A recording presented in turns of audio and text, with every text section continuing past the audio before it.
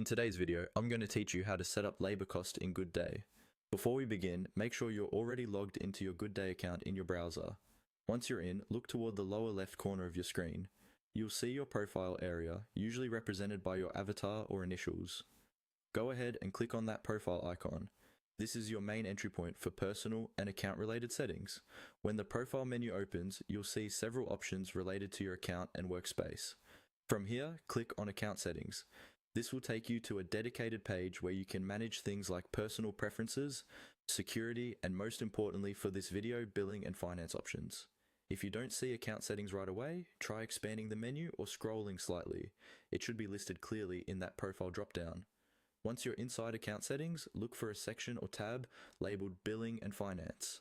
This is where all the financial configuration for your account is centralized, including subscriptions, payment methods, and cost-related settings. Click on Billing and Finance to open that area. Depending on your screen size, this might appear as a tab at the top or as an item in a sidebar on the left. After you've clicked into Billing and Finance, you may see multiple subsections, such as plans, invoices, and cost settings.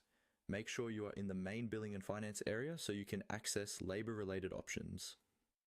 If you manage multiple workspaces or organizations, double-check that you're adjusting the settings for the correct one, since costs are often specific to a particular workspace.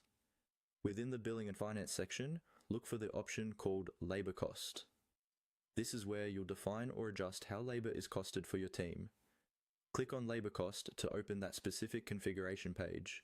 From here, you'll typically be able to review and update how much each hour of work is valued, which can be used later for project budgeting, reporting, or profitability analysis. Once you've reached the labor cost page, you're in the right place to start entering or refining your labor cost details according to your organization's policies. That's all you need to do to navigate to the labor